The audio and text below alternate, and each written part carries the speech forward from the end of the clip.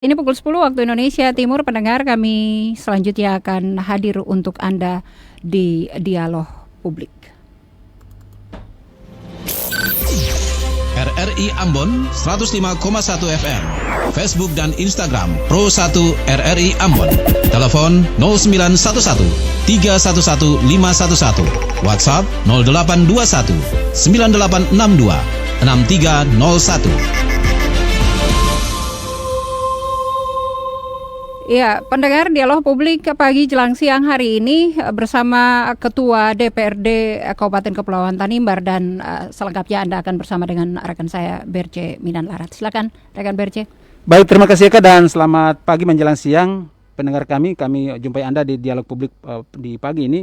Dan tentu topik kami adalah apa kabar Kabupaten KKT dalam memperjuangkan 6% dari partisipasi interest Blok Migas Masela. Dan bersama ini ada Ketua DPRD Kabupaten KKT, ada Bung Jaflaun Batlayeri, saat ini sudah di studio, dan nanti kami akan mengundang Anda di line telepon 0911 311 511 untuk bisa mengajukan pertanyaan ataupun catatan, bahkan mungkin memberikan pembobotan terhadap tema yang kami bahas kali ini. Anda juga mengikuti kami di selain 101.1 FM, dan juga Anda bisa mengikuti kami di live Facebook kami di RRI Ambon di pagi ini. Dan kita langsung masuk saja. Selamat pagi Pak Ketua, apa kabar? Shalom. Selamat pagi, Assalamualaikum. Waalaikumsalam. Salam ya. sejahtera untuk kita sekalian. Shalom. Baik, iya, shalom. Pak Ketua, ini di publik sudah begitu banyak, ramai sekali bagaimana KKT begitu getolnya dan tidak henti-hentinya untuk memperjuangkan 6% daripada partisipasi interest dari Blok Migas Masela. Kami mengikuti perjalanan Pak Ketua bersama dengan Bupati dan beberapa komponen anak bangsa yang ada di KKT untuk datang tidak saja di provinsi, bahkan mendatangi pemerintah pusat untuk memperjuangkan hal-hal itu. Bagaimana dengan sampai hari ini, bagaimana kondisinya Pak?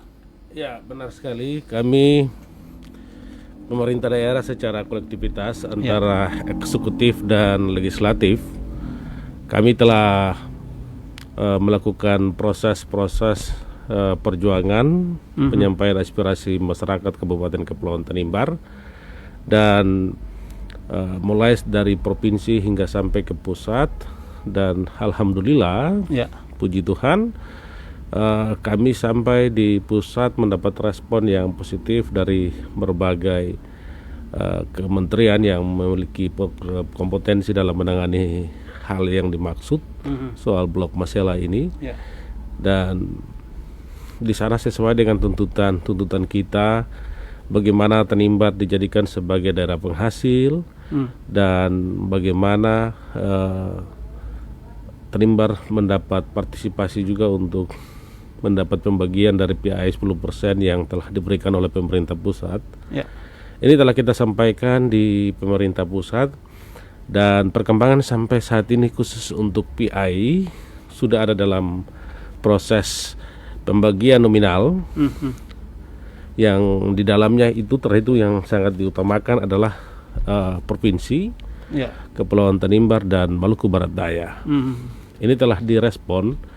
Intinya dari pembagian PAI, pemerintah pusat sejalan dengan kita, bahwa ini bukan soal hal lain, tetapi ini soal keadilan, asas keadilan yang mesti diutamakan bagi masyarakat, sehingga proporsional itu diutamakan bagi kepentingan masyarakat yang ada di sana demi pertumbuhan ekonomi masyarakat yang ada di setiap daerah, dalam hal ini Kabupaten Kepulauan Tanimbar, yang dalam juga terinclude Maluku Barat Daya. Intinya kami telah menyerahkan sepenuhnya soal nominal pembagian ini dari 10% ini kepada pemerintah pusat, dan sekarang dalam tahapan proses itu. Kita tunggu saja, pemerintah pusat akan memutuskan kira-kira Maluku provinsi mengelola berapa persen dan Kabupaten Kepulauan Tanimbar berapa persen. Intinya kita sudah serahkan semuanya kepada pemerintah daerah, pemerintah pusat. Dan itu bukan finalisasi ya, bukannya? Sebenarnya itu sudah finalisasi sebenarnya sih. Kita sudah serahkan sepenuhnya dengan tawaran kita meminta 5,6 sampai 6%. Intinya kita kembalikan kepada pemerintah pusat akan memutuskan secara bijaksana, arif dan bijaksana. Apakah 5-6% itu adalah hal yang kewajaran menurut pemerintah pusat atau tidak. Intinya kami siap menerima karena pemerintah pusat begitu baik dan sudah meresponi permintaan kami ini dengan diambil alih langsung oleh Menko Mariferes ya. ya, Maritim dan Investasi dalam hal ini yang terhormat Pak Ruhut Panjaitan, dan ini beliau langsung mengambil langkah-langkah itu dan kita sudah ada di sana. Dan oleh sebabnya itu kami sudah merasa lega ya, sekalipun ketika sampai di pemerintah pusat kami diabaikan, namun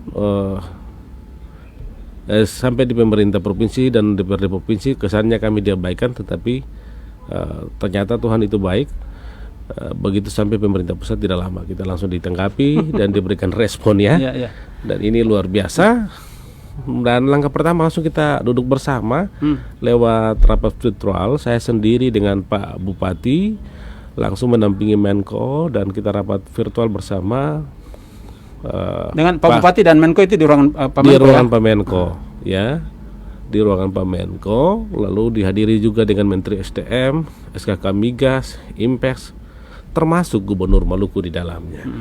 Dan di sana dibicarakan baik, intinya ialah Pak Menko ingin ada keadilan bagi rakyat di Maluku secara totalitas. Jangan sampai kemudian proses ini mengabaikan rasa keadilan rakyat, tidak boleh.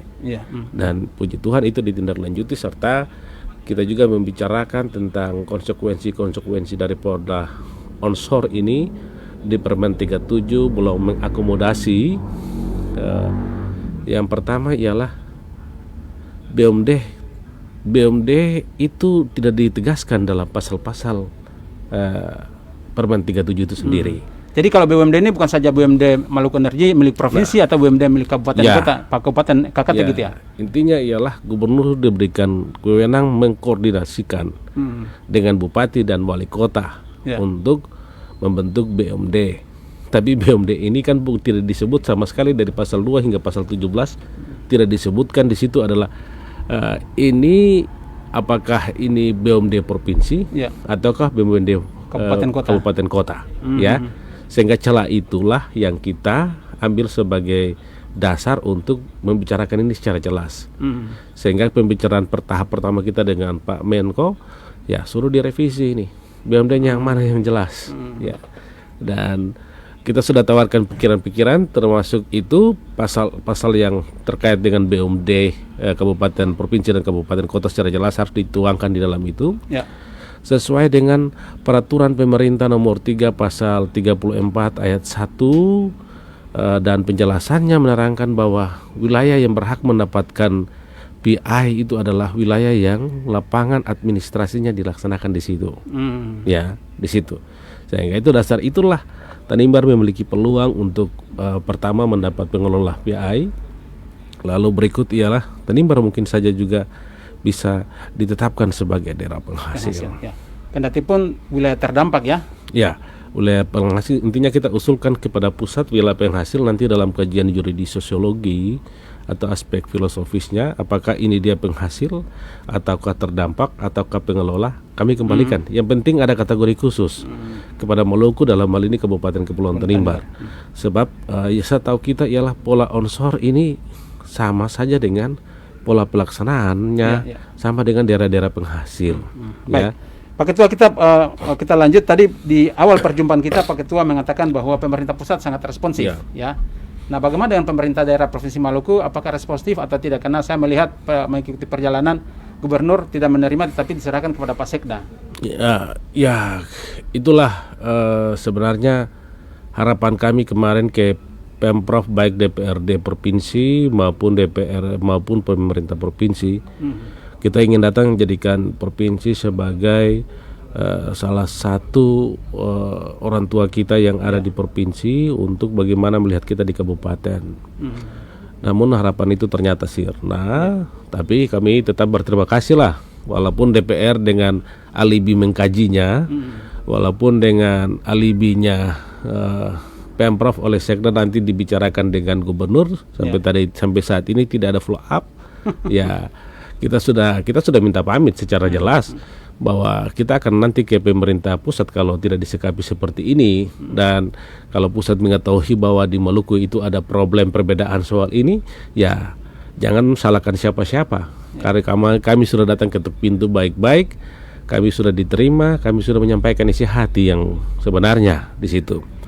Tapi disitulah yang saya perumpamaan seperti pohon dan akar pohon, ya. Provinsi ini ibarat batang pohon dan cabang-cabangnya yang buah-buahnya, ya. Kabupaten kota itu ibarat akar-akarnya. Jadi kalau pohon itu dia tidak bisa berdiri di atas akar, ini kan dipertanyakan, ya. Kabupaten kota itu jika akar itu dipelihara, maka secara tidak langsung cabang dan batang-batang ranting itu akan tumbuh dan bahkan menghasilkan bunga dan buah. Artinya bahwa kalau posisi ini pemerintah provinsi sebagai batang dari pohon itu mampu memberikan leluasa kepada kabupaten kota untuk meningkatkan energinya sesuai dengan peranan akar sebuah pohon itu, maka secara tidak langsung batang itu akan tumbuh dan sehat. Ya, jangan sampai dia gemuk sendiri, akarnya hangus, rusak, ya. Tidak bagus dalam pola penyelenggaraan pemerintahan provinsi dan kabupaten. Kalau akarnya rusak, ya pasti batangnya juga rusak. Ya, di situ akarnya rusak berarti batangnya rusak, sehingga jangan sampai kemudian kita menganggap bahwa pemerintah provinsi itu sebenarnya tidak punya peranan untuk pengembangan. Jadi pemerintah KKT dalam hal ini pemerintah kabupaten dan juga DPRD ketika meninggalkan Provinsi Maluku menuju Jakarta itu beban yang cukup berat itu, ya, karena katakanlah pemerintah provinsi tidak memberikan catatan positif terhadap kunjungan ataupun kedatangan DPRD dan bupati ke provinsi. Ya, soal beban ini kan soal yang lain, tapi yang pastinya kami bersemangat karena menuntut sebuah keadilan sosial dalam pengelolaan blok masalah ini. Ya, intinya dalam catatan benak saya sendiri, keadilan itu tidak pernah dikalahkan. Ya. Keserakahan, kerakusan, monopoli pun tidak bisa mengalahkan keadilan. Ya.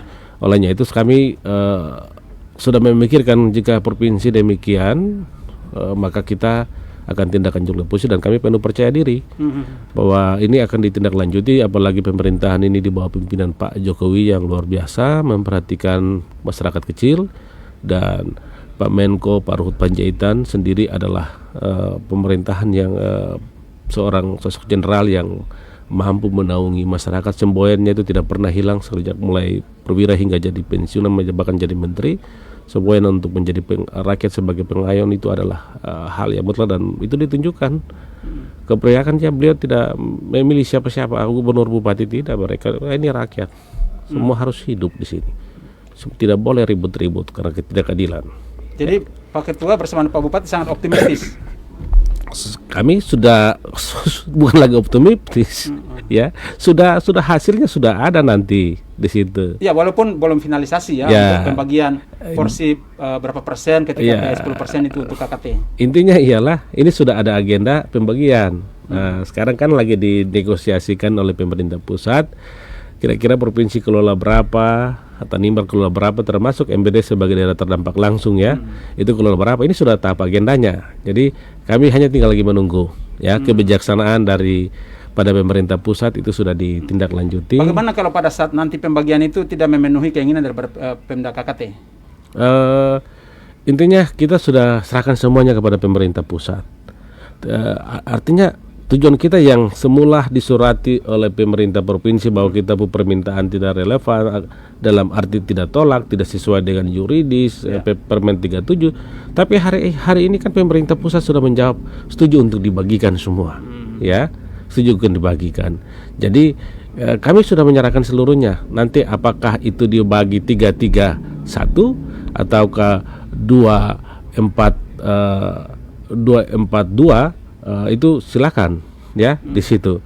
Intinya di situ. Ataukah yang pastinya KKT dalam nominasi yang mungkin bisa saja setara atau melebihi provinsi. Kalau situ. Permintaan standar minimum daripada KKT berapa, ya, dari 6% itu? Sebenarnya tidak ada pilihan alternatif rendah daripada minimal daripada angka itu, karena kita juga memiliki alasan yang rasional dan akademis.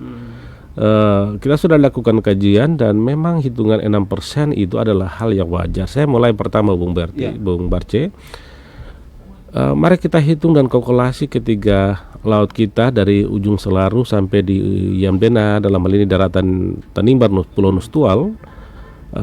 Pipanisasi dia berjalan dari situ, dari 99 mil hingga masuk di titik Yamdena di Pulau Nustual di Desa Lermatang. Konsekuensi pertama adalah rakyat dalam hal ini yang punya pencarian di perikanan dan kelautan, budidaya dan sebagainya. Mari kita hitung para nelayan tangkap saja. Mereka punya pendapatan itu per hari kira-kira paling minimal 300.000. Ya. Kita kali dengan 47 tahun. Ya, berapa banyak itu? Ya. Hari ini kita sudah siap menerima Brok Masela dengan konsekuensi mereka hilang pencarian di sini. Mari kita hitung lahan yang dipakai kurang lebih 1.500 dan nanti akan ditambahkan dengan konsekuensi lainnya ialah ada pembangunan ataukah investasi lain untuk tumbuh di bawah industri ini. Berarti lahan kita akan dipakai kurang lebih 500 sampai bahkan pergeseran karena pertumbuhan penduduk bisa 3.000 lahan sampai dan seterusnya. Itu menunjukkan bahwa cocok tanam masyarakat juga akan bergeser. Yang awal sebagai cocok tanam, kebun sayur dan lain-lain, mari kita hitung tukang sayur saja. Dia garap lahan sehari dia bisa dapat 100.000. Mari kita hitung selama 47 tahun, rasionya di situ. Itu logikanya. Logika sosialnya, logika ekonomi masyarakatnya. Yang kedua adalah kita pakai skema logika dana bagi hasil. Dana bagi hasil itu kan daerah didapat 30,5%. Ya. Provinsi dapat 6, ditambahkan dengan kabupaten lain 6, sementara kabupaten penghasil 12. Yang pertama provinsi dapat 6 dikalikan ditambahkan dengan 6 kabupaten kota lain itu jadi 12. 12 kita bagikan dengan 30,5%, kali 10% dari PI itu. Hasilnya sama dengan 4,0%. Jadi sewajarnya provinsi itu kelola 4 paling maksimal. Ya. Sementara logika dari sisi lain kalau Tanimbar dijadikan daerah penghasil, maka 12% yang didapat dikali dengan 6% kabupaten kota lain. Ya, berarti 18. Dibagikan dengan 30,5% itu. Lalu kita kali dengan 10%, berarti sama dong hasilnya 6% persis. Itu logikanya di situ. Jadi kami tidak sekedar mengada-ngada soal ini, tetapi konsekuensi ekonomi masyarakat dan dari sisi skema di situ. Jadi ini normal, tapi kita sudah serahkan kepada pemerintah pusat. Apakah nanti permintaan kita 6% itu bisa terjawab atau tidak? Yang pastinya pemerintah pusat sudah berjanji akan dibagikan seadil-adilnya secara profesional. Tidak memberikan batas waktu kapan mereka akan bagi? Ya, nanti 1, 2, 3 hari ini sudah pasti sudah terdengar ya. Tidak lama, dalam bulan ini tidak lewat bulan ini sudah pasti terdengar. Provinsi akan mengelola berapa dan kabupaten kota mengelola berapa. Tetap pemerintah pusat mengedepankan keadilan proporsional. Itu yang saya tegaskan. Baik. Pak Ketua, tadi hitung-hitungan secara sosiologis ya, aspek budaya sudah disampaikan. Tadi kalau kajian yuridis formalnya ada nggak ya? Kajian yuridis formal yang tadi saya katakan di Permen 3 Peraturan Pemerintah 35 itu ya. Peraturan Pemerintah 35 pasal 34 ayat 1 dan penjelasannya itu ya. Wilayah yang berhak mendapat daerah yang berhak mendapat penghasilan pengelolaan PI 10% itu adalah wilayah administrasi, lapangan administrasinya dilaksanakan di situ. Mari Bung Bert, administrasinya dilaksanakan di mana? Bung Marji ya, dilaksanakan di Kabupaten Kepulauan Tanimbar. Sebenarnya kalau kita mau arogan dan tidak memikirkan Maluku secara adil, pasal ini menjadi kekuatan bagi Kabupaten Kepulauan Tanimbar. Dan itulah permennya di situ, sehingga permennya tidak berani menyebutkan kabupaten BUMD yang mana dari Permen 37 itu. Padahal di peraturan pemerintah tentang hulu migas dan gas, minyak dan gas, dijelaskan bahwa daerah yang mendapat PI 10% itu lapangan administrasinya dilaksanakan di situ. Saya kira itu. Jadi kalau ada bahasa yang disampaikan di media-media bahwa kita punya alasan tidak berdasarkan landasan normatif, landasan yuridis, saya kira dia kurang baca aturan. Ya, apalagi itu seorang legislator, dia kurang baca aturan namanya di situ. Sehingga saya sayangkan ada pemikiran-pemikiran yang keliru. Kita berjuang itu kita rasional. Kalau ini hak kita minta. Tapi kalau bukan kami sadar. Kami di Tanimbar sangat tahu diri dengan adat istiadat. Yang bukan hak kita tidak akan pernah soroti. Ya. Saya berharap kepentingan PI ini tidak sekedar menjadi kepentingan konglomerat di belakangnya. Ya, jangan sampai ada itu. Tapi bagaimana kepentingan PI ini untuk kepentingan masyarakat. Jadi kalau ada pikiran-pikiran yang bilang bahwa Tanimbar tidak beralasan secara aturan, ya dia kurang baca itu. Dia kurang memahami itu. Saya mempertanyakan detailnya mungkin. Pak Ketua, ketika ini diperjuangkan dan menimbulkan berbagai polemik, banyak pendapat, banyak hal yang mengemuka ketika ini dilakukan. Nah, tapi lagi-lagi ada juga yang menyinggung tentang perjuangan ini apakah memang murni ataukah jangan sampai ada kepentingan di balik itu. Oh, murni. Murni. Saya ketua DPRD jaminkan itu. Kalaupun nanti ada kepentingan feudal, itu urusan nanti. Tapi saya ini benar-benar dengan lembaga DPRD dan pemerintah DPRD mendorong ini, kami murni, ya, kami tidak punya alasan-alasan kepentingan praktis yang lain. Saya sudah berjanji bahwa setelah proses ini selesai, kami akan kawal ketat di sini. Sebagai ketua DPRD, kami dan saya dan pimpinan dan anggota lainnya, kami sudah sepakat, kami akan kawal proses ini karena suara kami untuk kepentingan rakyat. Perjuangan kami untuk kepentingan rakyat. Kalau ada yang sengaja bernegosiasi liar, ya kita akan jinakkan di sini. Di situ Bung Berti. Tapi saya jamin kami berjalan dengan segala pendanaan yang kami miliki. Kami tidak pernah meminta tangan atau sedekah dari siapapun. Kami murni. Dan oleh sebabnya itu, kalau ada persepsi-persepsi yang lain, saya kira peranan DPRD itu jelas, ya, menyuarakan kepentingan rakyat, dan itu normal itu. Bupati juga murni ya? Ya, Bupati ya murni. Kita ini kan sudah rapat bersama dan pemerintah daerah dan DPRD yang memboyong ini. Perjuangan ini harus tuntas. Kami tegaskan kepada pemerintah daerah Kabupaten Kepulauan Tanimbar, segala konsekuensi ditaruh di belakang. Kita kedepankan kepentingan asas keadilan ini bagi masyarakat. Jangan sampai besok kemudian saya ketua DPRD dipertanyakan kenapa hal ini tidak didapat oleh Tanimbar. Kan tidak boleh. Padahal faktanya kita punya hak di situ. Jadi soal ada pikiran-pikiran yang sinis atau minis, ya saya kira pikiran-pikiran itu wajar ya. Kita berapa kali dapat WA, dapat ini dan bahkan ada intimidasi. Saya mengatakan ya Anda tidak paham saja di situ. Intimidasi untuk ketua? Tidak sekedar itu ya. Saya berharap Bung Berti tidak usah masuk sampai ke wilayah itu. Intinya ialah namanya sebuah perjuangan itu ada pasti berbagai perspektif pendapat. Ya, ada yang berbeda, ada yang mencurigai, ada yang sebagainya. Jadi beda pendapat itu dinamika, ya itu dinamika wajar-wajar saja. Tetapi intinya adalah nanti kita lihat hasilnya. Semua orang akan pasti tunggu sampai hasilnya ada dan mereka pasti oh iya ternyata benar ya di situ. Ya, baik, Pak Ketua, kita harus jeda untuk nanti saya mengundang pendengar kita untuk bisa menghubungi kita di line telepon 0911 dan nanti kita kasih waktu ya, boleh ya Pak ya, kita boleh ya. Dan saudara, kita jeda untuk masih sesuai kita. 105,1 FM. Pro 1 RRI Ambon. Hari gini percaya berita bohong, udah nggak zamannya bro. Hoax itu nggak penting, buang-buang waktu aja. Berita bohong jauh-jauh deh. Hoax menurut saya nggak penting, mending share berita yang pasti-pasti aja. Lagian kan nyebarin berita hoax dosa.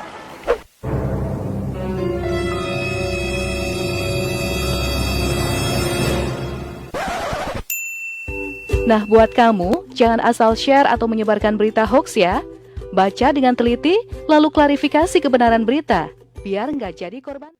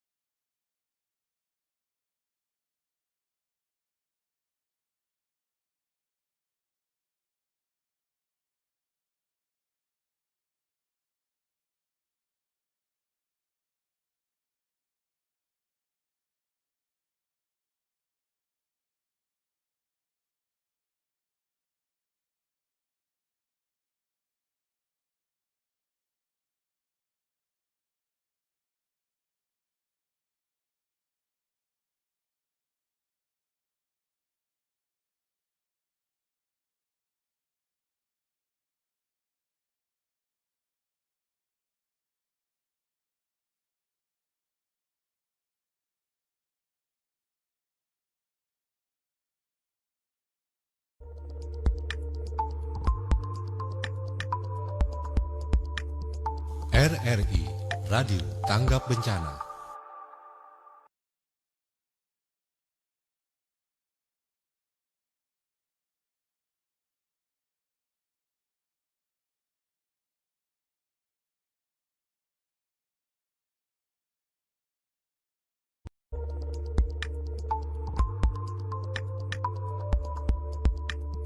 RRI Radio Tanggap Bencana.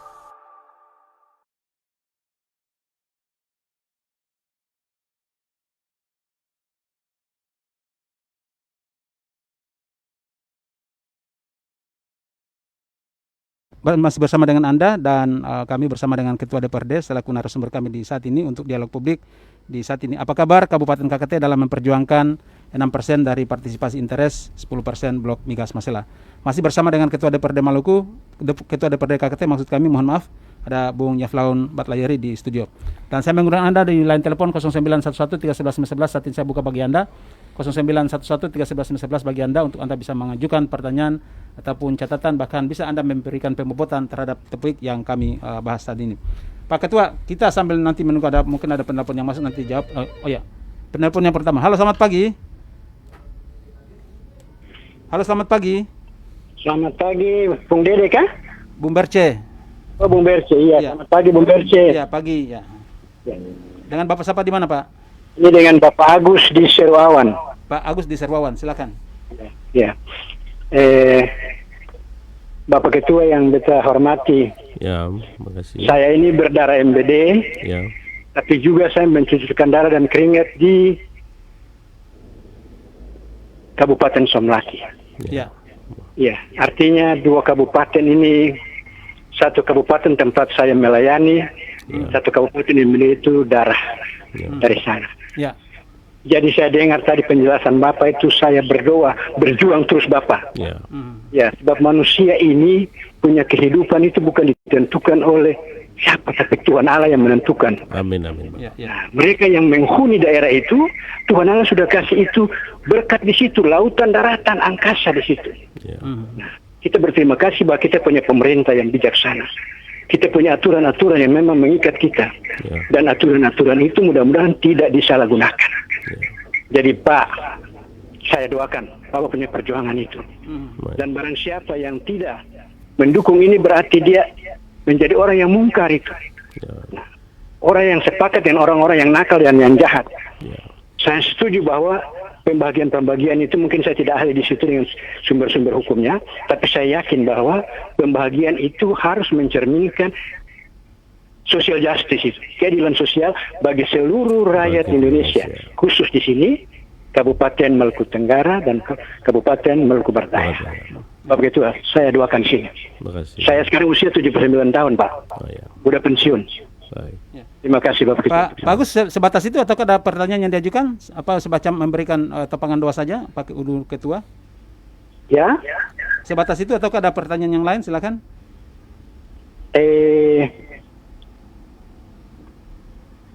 Bung Yus mungkin kurang jelas ini, jadi saya Ya, cari. Pak Agus, maksud saya apakah memang sebatas menyampaikan untuk memberikan dukungan dalam bentuk topangan doa untuk perjuangan pemerintah dan juga DPRD setempat, ataukah ada juga pertanyaan yang harus diajukan? Iya, mudah-mudahan ada pertanyaan saya bisa ajukan. Ya. Silakan, saya kasih waktu, Pak. Artinya, kalau pembahagian itu secara real akan tiba, baik untuk provinsi maupun kabupaten, apa itu soal pengawasannya itu, Pak? Soal pengawasannya. Setuju. Ya. Jadi saya kira aturan-aturan yang sudah ada, apabila direalisir pelaksanaannya, soalnya pengawasan itu ada ke saya. Ya. Okay. Jadi berita itu mudah-mudahan pengawasan itu. Dan betul percaya bahwa pengawasan itu pada instansi pertama itu bapak-bapak di DPR itu. Awasi. Ya. Cukup Pak ya? Iya. Ya. Baik, terima kasih penelaman kami Pak Agus di Serwawan. Ini Maluku Barat Daya ya, Serwawan ya. Ya, baik. Pak Ketua direspon dulu. Dia tadi sudah memberikan bagaimana dukungan dan juga tapi mempertanyakan kalau ini pada saatnya dikatakan gol, bagaimana dengan pengawasannya? Inilah Bung Barji, ya. Ketulusan rakyat di sana.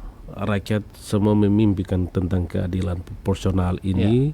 Dan terima kasih sekali kepada Bapak yang sudah menelpon memberikan dorongan doa. Saya minta terima kasih. Saya hanya pesan Jangan doanya putus-putus, tetap berdoa agar kita punya perjuangan murni. Dengan suara Kabupaten Kepulauan Tanimbar ini juga membuka ruang kepada Kabupaten Maluku Barat Daya. Maluku Barat Daya adalah anak kandung daripada Kabupaten Kepulauan Tanimbar. Kita adalah orang saudara. Filosofi potong di kuku rasa di daging itu mesti kita kuatkan, dengangkan lagi. Karena hari ini banyak orang yang sudah meninggalkan filosofis itu. Filosofis orang Maluku potong di kuku rasa di daging. Maka kalau makan itu ingat saudara. Saya ini sudah makan, saudara saya sudah belum makan belum. Jangan sampai makan sendiri. Itu tidak ada di dalam kehidupan sosial, kehidupan budaya orang Maluku ya. Apalagi Kabupaten Kepulauan Tanimbar dan Maluku Barat Daya. Jadi yang jelasnya perjuangan kami telah membuka pintu juga untuk hak yang ada di Maluku Barat Daya.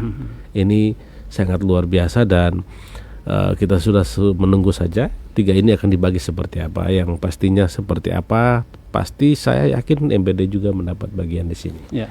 Jadi tidak lalu berikut soal pengawasan yang tadi beliau minta. Kami hari ini berjuang tentang keadilan, tentang sebuah keadilan rakyat, dan saya yakin kalaupun waktu untuk nanti kami masih bertugas menjaga ini proses perjalanannya ini akan dilaksanakan di tahun 2027-2028. Saya kira generasi ini akan mendengarkan suara-suara kita hari ini dan mereka akan mengawal ini. Dan bukan hanya stakeholder dalam hal ini DPRD, tetapi saya berharap juga rakyat juga berpartisipasi untuk mengawal proses pelaksanaannya sehingga tujuan perjuangan hari ini bisa diceritakan hari besok dan bisa kita rasakan di sana. Ya, itu harapan, itu adalah keinginan saya dan sekaligus adalah harapan bagi masyarakat sehingga kita harus transparansi dan buka-bukaan. Tidak boleh ada sistem yang tertutup lagi. Sudah dunia ini sudah terang semua. Hampir seluruh antero, jadi tidak perlu ada yang tutupi. Mana yang salah kita koreksi di situ. Baik. Dan di belakang Pak Agus saya masih memberikan kesempatan saudara 0911311511 menanti Anda dan silakan Anda mengajukan pertanyaan, nanti akan direspon oleh Pak Ketua DPRD KKT, ada Pak Jaflaun Batlayeri saat ini di studio saat ini. Ya, Pak Ketua, selain menemui Menko Marifest ya Pak Luhut Binsar Panjaitan, kami mendapat informasi dan juga mendapat video-video yang beredar di publik, sudah di grup WA itu sudah ramai tentang kehadiran di Komisi 7. Nah, apa yang terjadi di sana? Jadi di Komisi 7 kami sangat luar biasa. Kami bahkan trauma jangan-jangan nanti dikaji lagi kayak DPR provinsi. Ya. Tapi begitu nyampe disambut baik oleh pimpinan dan anggota di sana.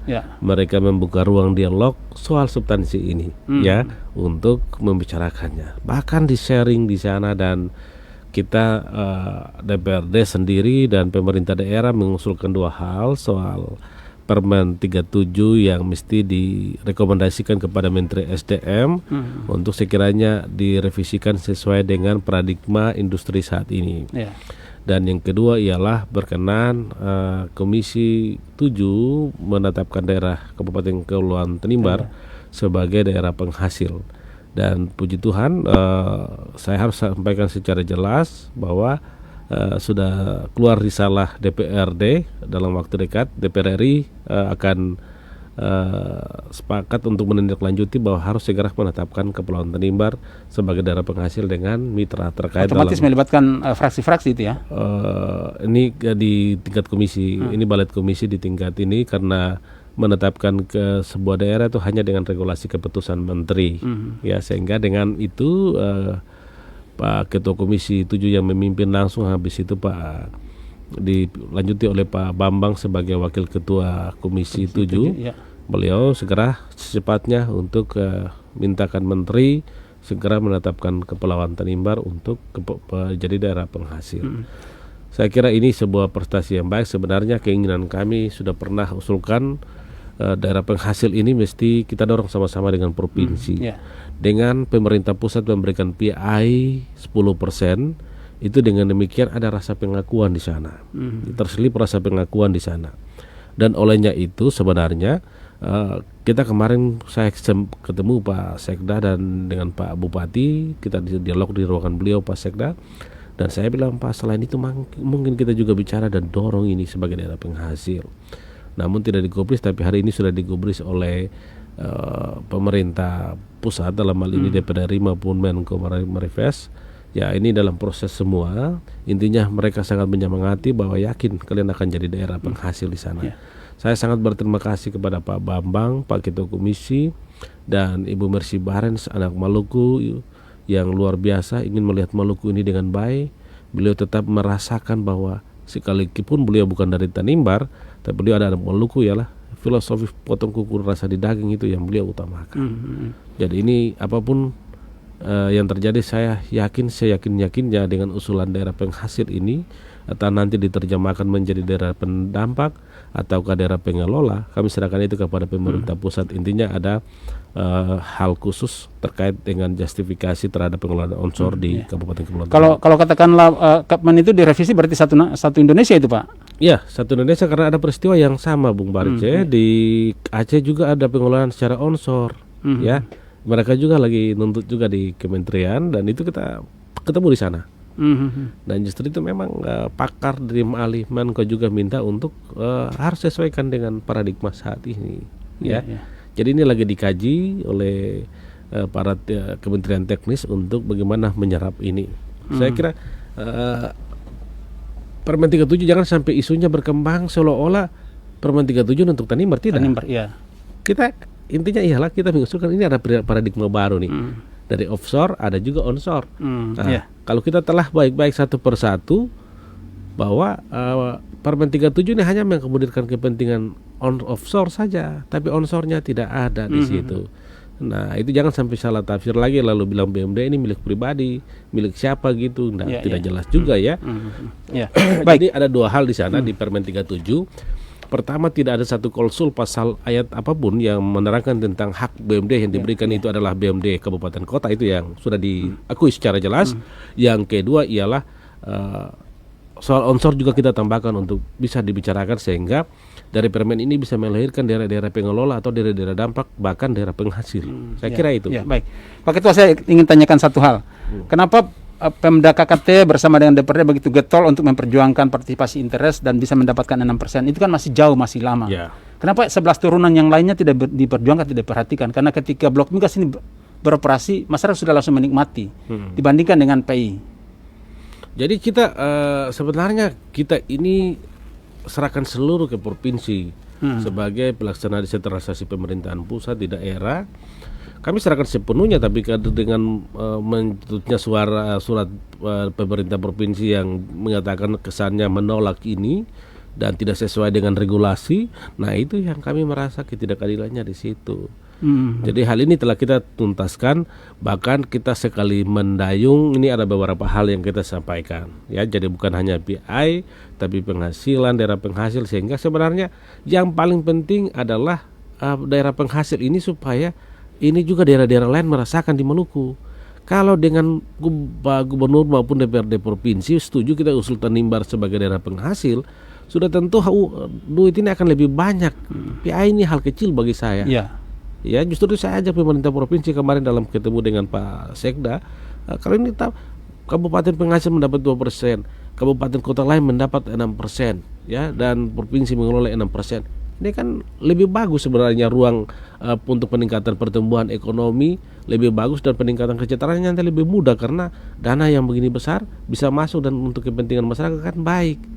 Ini kan getol-getol semua PI dan lain-lain. Nah, justru kami satu kali langsung menyampaikan semua hal termasuk CSR yang sampai saat ini pengkajian AMDAL-nya baru dua tahap, ya, lagi 2 tahap lagi, dia 4 tahap, dan belum secara komplit menjawab kepentingan masyarakat di sana, di situ. Jadi kami tidak sekedar hanya bicara PI, kami satu kali dayung langsung membicarakan yang lain.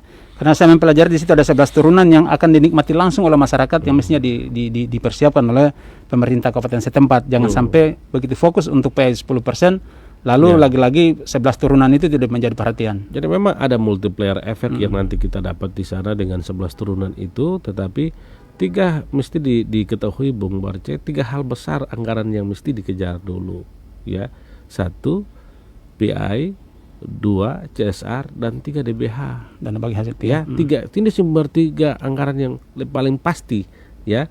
Kalau kita mau justifikasi ini di Maluku, ini paling pasti untuk kepentingan Maluku ke depan dan kepentingan rakyat Maluku di sana. Dan oleh sebabnya itu saya kira ini adalah hal yang sangat strategi untuk kita tingkatkan, dan mari kita sama-sama bergandeng tangan untuk melihat Maluku ini lebih baik. Bagaimana Kabupaten MPD dan Kabupaten Kepulauan Tanimbar itu adalah kabupaten termiskin, diprioritaskan ruang untuk mereka keluar dari status itu. Pak Ketua, tahan dulu penelpon yang kedua. Halo, selamat pagi menjelang siang. Selamat pagi Pak Berce. Ya, dengan Bapak siapa di mana Pak? Selamat pagi Bapak narasumber. Dengan Pak Luk di Piru. Pak Luk di Piru, silakan Pak Luk. Ya, terima kasih Pak. Ya, tadi Bapak narasumber katakan bahwa ini keadilan harus diperhatikan. Ya, kalau misalnya Pak, ini usul saja. Kalau misalnya sudah ada keputusan dari Menko untuk keadilan, kalau sekarang masyarakat di KKT tidak merasa puas, barangkali usul ini Pak harus dilanjutkan ke Presiden Pak. Ya, barangkali itu usul kami. Terima kasih Pak. Baik, terima kasih Pak Luki. Penelpon kami datang dari Seram bagian barat di Piru. Ya, bagaimana kalau ini merasa tidak puas, masyarakat harus menuntut ke Presiden? Kita sudah bicarakan ini. Intinya ialah bahkan Pak Menko sendiri yang keras. Jangan sampai tidak keadilan dibuat masyarakat. Jadi kami yakin sungguh keputusan Menko tidak bisa diintervensi. Kami pun juga tidak bisa intervensi. Intinya ialah asas keadilan proporsional diutamakan di situ. Jadi apapun keputusan itu pasti sudah oke lah. Saya sangat percaya itu. Jadi tidak perlu diragukan. Entah nanti kita ada pada angka yang diminta itu dia menurun dari itu, semuanya akan dikaji, ada punya alasan keadilan di situ, daripada sama sekali tidak dapat dikelola, ya Bung Barce. Untuk itu makanya tadi saya tanyakan, ketika pemerintah pusat menetapkan hasil gini dan angka yang diterima oleh kabupaten tidak sesuai atau tidak sesuai dengan keinginan, nah gimana? Saya tidak ada di benak itu, saya tidak ada. Karena kita bicarakan dengan rapat itu bicara keadilan, dan Menteri menegaskan itu tidak boleh ada yang tidak adil, ya harus semuanya rasa secara merata, dan olehnya itu saya kira keputusan ini akan sangat bijaksana. Jadi sama sekali tidak ada di benak saya bahwa nanti Tanimbar itu hanya dapat 1%, tidak. Semuanya akan dapat secara proporsional. MPD akan dapat secara proporsional, Kabupaten Kepulauan Tanimbar akan dapat secara proporsional, dan provinsi juga dapat kabupaten serta kabupaten kota 9 yang lainnya. Pak Ketua, di tengah-tengah perjuangan yang dilakukan oleh kabupaten dan juga DPRD setempat ya, tapi juga banyak sekali tantangan yang diterima. Bahkan saya katakan Tanimbar tidak 100% memberikan dukungan. Karena masih ada kelompok-kelompok lain yang menantang juga. Gimana untuk merespon ini? Ya, saya kira itu dalam sebuah tekad perjuangan tidak membutuhkan tidak semua harus tergabung ya. Artinya di sini esensi dari sebuah perjuangan itu adalah keadilan. Tidak semua orang akan melihat itu keadilan. Ya. Dan kami merasa bahwa itulah perbedaan politik, tapi hati mereka itu sama. Ingin melihat Tanimbar berubah, ingin melihat Tanimbar sejahtera di situ. Mungkin mereka ada punya akumulasi yang lain lalu dibawakan dalam perjuangan yang murni ini, ya saya kira inilah bentuk ketidakdewasaan. Tetapi intinya adalah secara mayoritas masyarakat semuanya memberikan dukungan. Hari ini kami DPRD dan pemerintah daerah didoakan di seluruh gereja-gereja, disembayangkan di setiap masjid, ya bahkan dalam ibadah-ibadah yang lain, ya ini rakyat secara mayoritas. Saya sebelum melakukan aspirasi ini saya mengundang seluruh stakeholder masyarakat.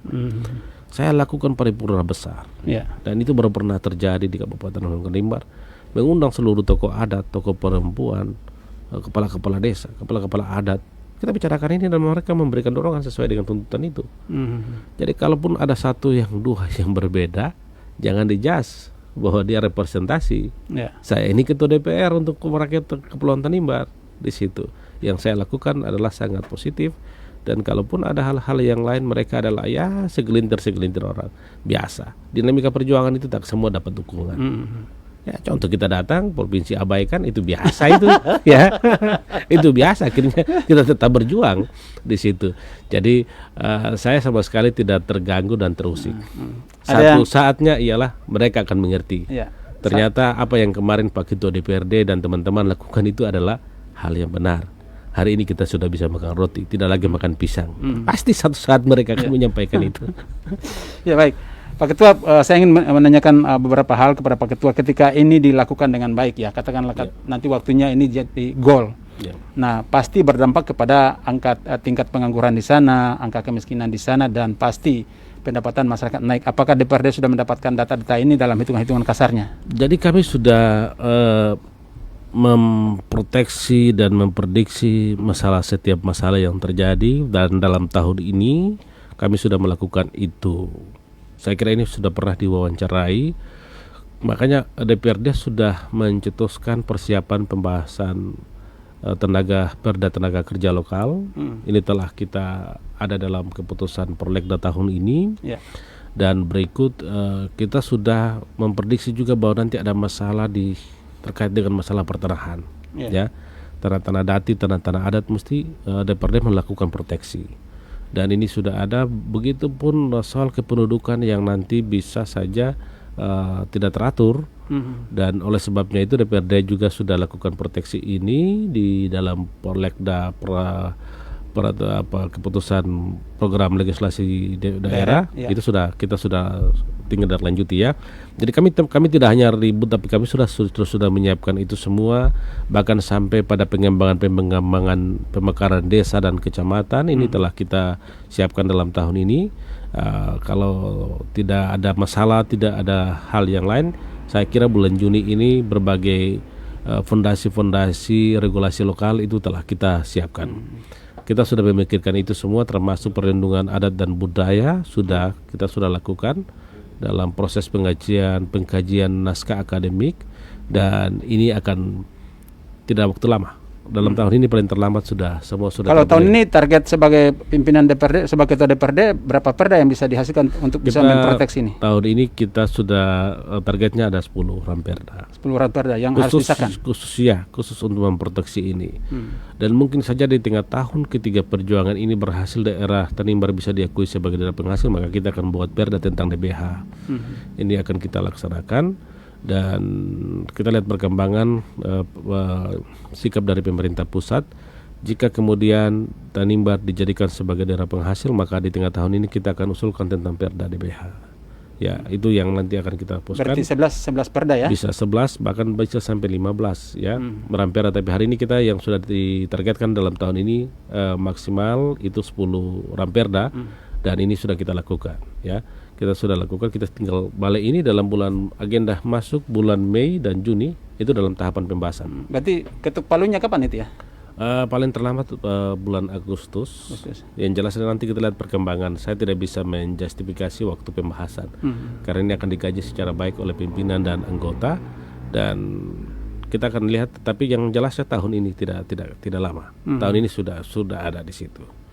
Nanti setelah PI ini juga mungkin kita akan bicara soal perda ini tentang penggunaan anggaran ini bagaimana. Kita akan letakkan itu lagi sehingga setiap anggaran-anggaran ini yang turun itu benar-benar tujuannya ke rakyat. Jangan boleh ada yang menyampingkannya. Ini yang telah kita siap, justru perda CSR, DBH, termasuk mungkin PI. Kita minta BUMD untuk mengelolanya dalam aspek-aspek ini. Ya, jangan sampai anggaran ini sesuka mau. Besok mimpi lain, bikin lain. Tidak. Tapi berapa persen pendidikan, berapa persen ekonomi, pengembangan pemberdayaan ekonomi, berapa persen untuk infrastruktur, berapa persen untuk mungkin rakyat-rakyat miskin dan lain-lain, berapa persen untuk sekolah. Itu yang mestinya menjadi konsen DPRD itu Pak? Ya, kita lagi konsen untuk itu. Kita lagi konsen untuk itu, dan kami sangat berharap sebagai pimpinan DPRD dalam tahun ini kita sudah bisa selesaikan. Sehingga anggaran-anggaran yang nanti datang ini tidak disalahpergunakan, tapi sudah ada porsi-porsinya masing-masing. Otomatis mereka yang duduk di BUMD itu harus punya kualitas SDM yang lumayan baik itu. Ya, yang pastinya di situ kita lagi dorong untuk ada training ground atau semacam pelatihan dasar yang dapat meningkatkan kapasitas itu. Kami dorong dalam tahun ini agar BUMD benar-benar di sana.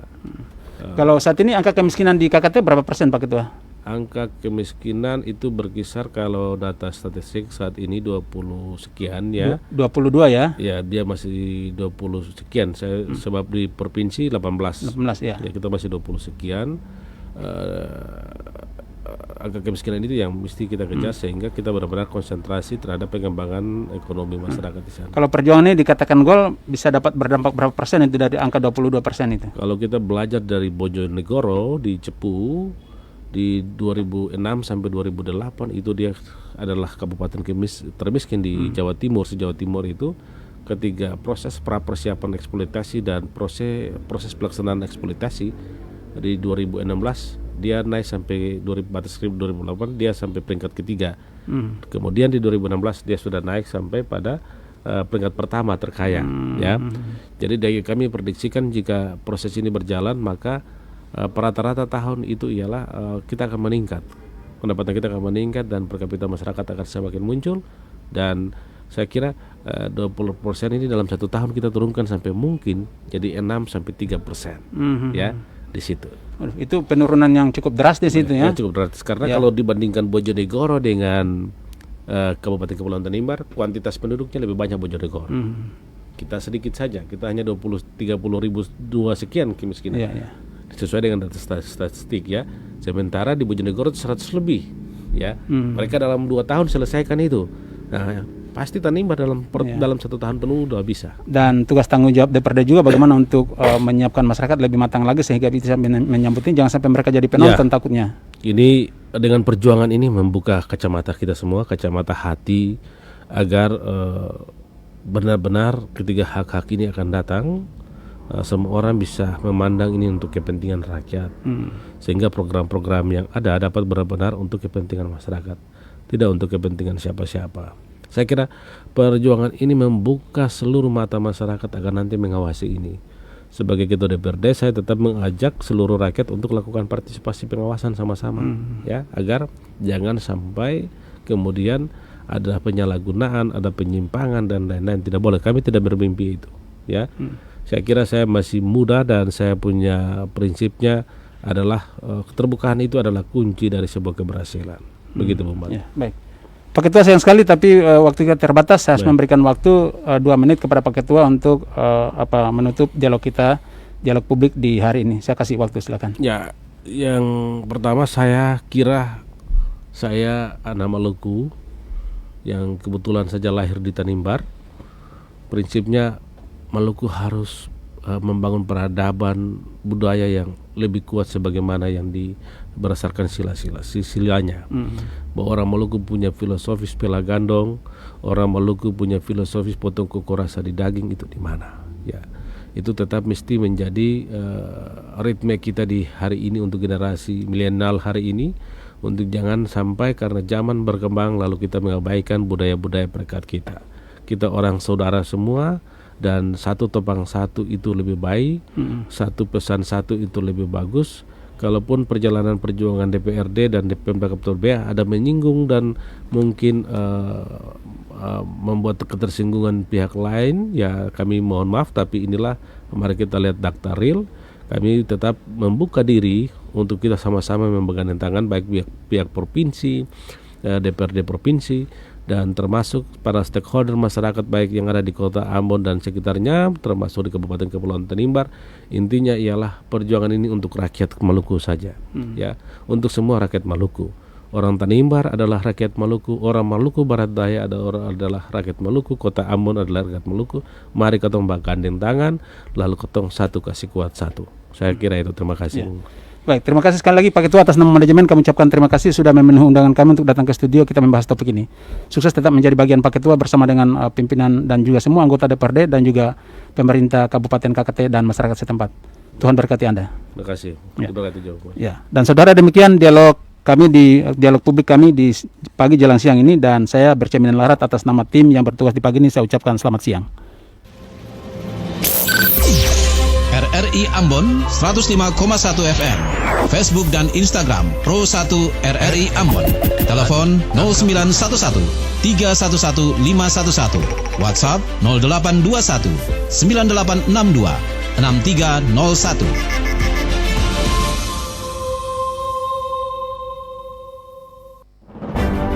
Menko Kemaritiman dan Investasi Luhut Binsar Panjaitan